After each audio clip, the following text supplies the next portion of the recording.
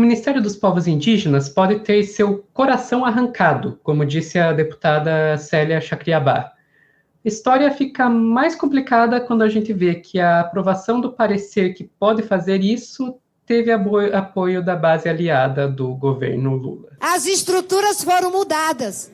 A estrutura do seu governo não é essa que você ganhou as eleições. É a estrutura do governo que perdeu. E isso vai fechar todas as nossas portas.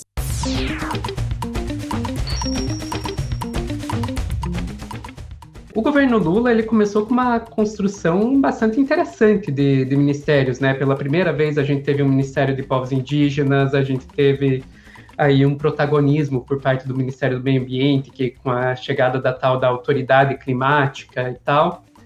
Mas tudo isso foi feito por medida provisória, e sendo medida provisória tem um prazo para qual isso vale se não for aprovado pelo Congresso. O prazo da medida provisória que criou o arranjo atual de ministérios está acabando, e então foi criada uma nova medida provisória para manter aí algum controle do governo Lula sobre os ministérios, porque se não for aprovado, o que vai acontecer é que voltaria ao modelo de ministérios do governo Bolsonaro.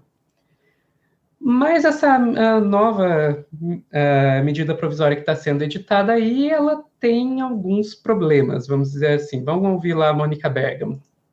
A medida provisória que reorganizou todo o ministério, né, que acabou com o desenho do Ministério de Jair Bolsonaro para criar outro, né, o Lula baixou uma MP que criava um ministério à sua imagem e semelhança, e correspondendo às forças sociais que o apoiaram. Então ele criou o Ministério dos Povos Indígenas, ele criou o Ministério das Mulheres, ele deu o Ministério do Meio Ambiente para Marina Silva, ele criou o Ministério do Desenvolvimento Agrário, que vai cuidar de reforma agrária.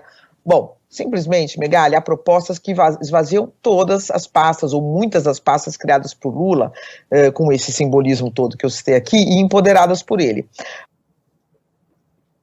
Então, esvaziam todas as pastas do Lula. Do que ela está falando? Ela está falando, por exemplo, de você tirar a parte de demarcação de terras indígenas do Ministério dos Povos Indígenas, que basicamente meio que tira a razão de ser do Ministério dos Povos Indígenas, está falando de pegar a Conab, que hoje está como parte do Ministério do Desenvolvimento Agrário, e deixar ela como uma compartilhada entre o Ministério do Desenvolvimento Agrário e o Ministério da Agricultura. Está falando aí de acabar com a proteção da Mata Atlântica, que está prevista lá como parte do Ministério do Meio Ambiente.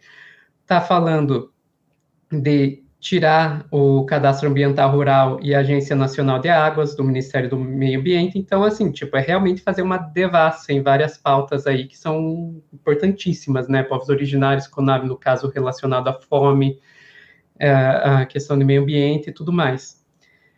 E o parecer sobre a MP que permite que essa nova forma dos ministérios fosse aprovada, ficasse nesse formato, foi aprovado.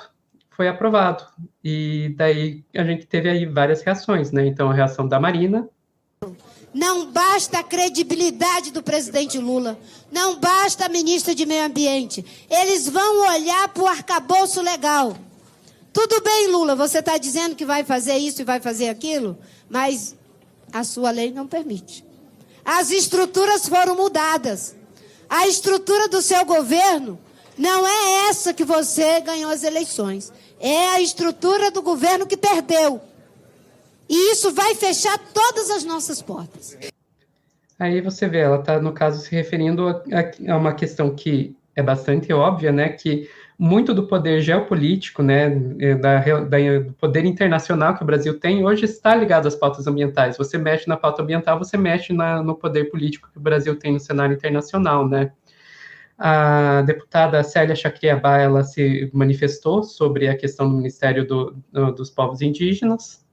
chamado de atrasado. Mas vocês não acham que atrasado mesmo é um Brasil que demorou 523 anos para ter o primeiro Ministério dos Povos Indígenas, a demarcação dos territórios indígenas no Ministério e agora quer arrancar o coração? E agora quer arrancar o coração, porque realmente não sobra razão de ser para o Ministério dos Povos Indígenas se não for ele que cuidar da questão da demarcação. E agora vem a parte que realmente começa a ficar mais complicada, que foi aprovado esse parecer. Ainda isso não significa que a MP já foi aprovada em si, mas a aprovação desse parecer, ela teve apoio de nomes importantes dentro do governo Lula, a começar pelo Padilha, ministro das Relações Institucionais. Padilha elogia relatório de MP que reestrutura governo. Então, o ministro das Relações Institucionais, que é o responsável por fazer a relação entre os diferentes setores do governo, elogiou esse projeto. A gente também tem aqui o líder do governo na Câmara, no Congresso, o Randolfo Rodrigues, falando. É encaminhar essa medida provisória para ser aprovada o quanto antes. O relatório foi aprovado por 15 votos a favor e 3 contrários. Entre os votos, sim, só um deles não veio de um partido da base do governo. Então, o Randolph ali falando, a gente tem prioridade aprovar isso, e quase todos os votos favoráveis, dos 15 votos favoráveis, 14 vieram da base aliada do governo. Existe uma razão para isso? Existe uma razão para isso, que a razão seria que, se não for aprovada essa MP, o que acontece é que volta o formato do governo Bolsonaro. Então, a ideia seria o menos pior. Isso seria o menos pior, seria entregar os anéis para não perder os dedos, né? Mas aí me permitam colocar aqui um pequenino, até agora o que estava trazendo, faço com uma pequenina questão de opinião aqui. Gente, nessas horas que você tem que entregar os anéis para não perder os dedos, quais anéis você decide entregar, diz muito, muito sobre quais são as suas prioridades, né? Mas, enfim, ainda existe alguma esperança de que o pior não vai acontecer, que já tem conversa de que o governo vai ao STF para tentar impedir essas mudanças no Ministério do Meio Ambiente, que o Lula vai vetar a parte relacionada à Mata Atlântica, etc. Mas isso aí são cenas dos próximos capítulos. A gente ainda vai ter que ver se isso realmente vai acontecer. É isso. Tavos. Sim. É uma semana de derrotas, né? tá foda. Você não chegou a comentar, mas que eu também achei lamentável, assim, que a gente teve o tweet da bancada do PT no Senado, celebrando a aprovação. Sim. Da MP, a aprovação do relatório, do parecer da MP e tal. Que também é um sinal lamentável, assim. O que eu fico pensando, assim, o Lula fez um tweet agora à tarde, não sei se você chegou a ver, que, enfim, eu acho que ele fez por causa das duas coisas. Acho que ele está falando da Petrobras e ele está falando também dessa MP, que ele disse, eu vou ler aqui rapidinho, foi um tweet grande, porque ele tem Twitter Blue, então ele pode fazer tweet grande. Mas ele falou, tem dias que a gente acorda com notícias parecendo que o mundo acabou. Eu fui ler as notícias hoje, na verdade, tudo parecia normal. Uma comissão do Congresso querendo mexer numa estrutura de governo que é difícil de mexer. Agora que começou o jogo. O que a gente não pode é se assustar com política. Quando a sociedade se assusta com a política e começa a culpar a classe política, o resultado é infinitamente pior. É na política que se tem as soluções dos grandes e pequenos problemas do país. E aí teve também um outro tweet que eu não peguei aqui, mas acho que do Flávio Dino, em que ele vai falar da pertinência legal da MP, argumentando que a atribuição de funções aos ministérios é competência do executivo. E que o legislativo não pode dizer o que é a competência de cada ministério, porque isso tá sob a descrição do executivo. E aí tem gente falando que parece que talvez o governo vai tentar levar isso pro STF, né? Vai tentar recorrer dessa MP, caso ela passe, para determinar que não é o legislativo que tem que decidir isso, né? Posto isso, assim, pegando essa frase do Lula, pegando essa situação do Flávio Dino e tal, O que eu fico pensando, assim, é que a retórica é essa que você comentou, né, Sofia? De que, não, se a gente não aprovar essa MP, vai voltar ao modelo do Bolsonaro, que é pior. Então a gente tem que conseguir fazer o menos pior e não sei o quê, parará. E a gente sabia, em outubro do ano passado, que a gente elegeu, a gente cansou de falar, o pior congresso da história do Brasil, o Lula vai governar com um congresso tenebroso, não sei o quê, parará.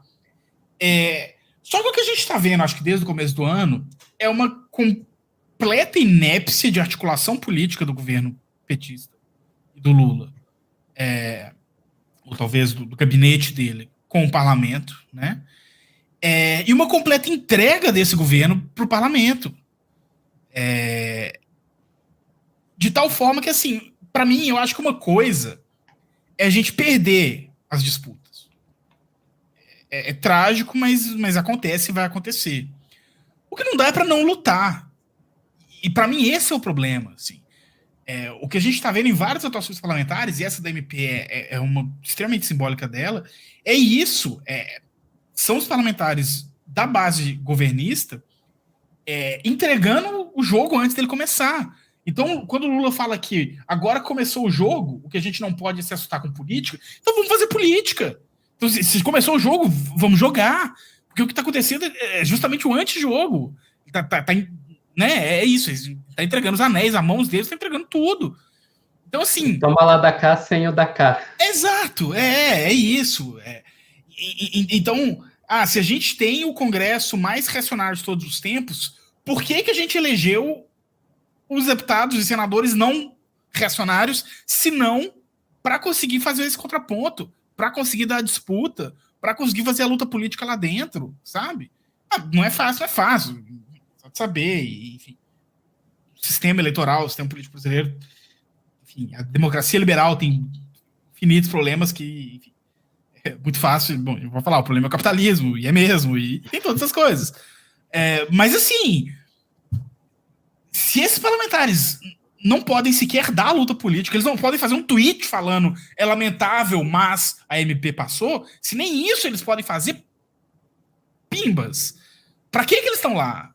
Sabe? Pra que eles foram eleitos? Então, assim, eu acho que é isso. Acho que a gente tem que... Eu acho que a gente tem que cobrar a postura combativa que eles tiveram, inclusive, durante o governo Bolsonaro. Né? Assim, então, se o parlamento é reacionário, que os parlamentares não reacionários sirvam para dar o contraponto que estão ali, né? E tem os que dão, mas são uma minoria hoje, né? E são, inclusive, aqueles que estão menos dependentes da base governista, né?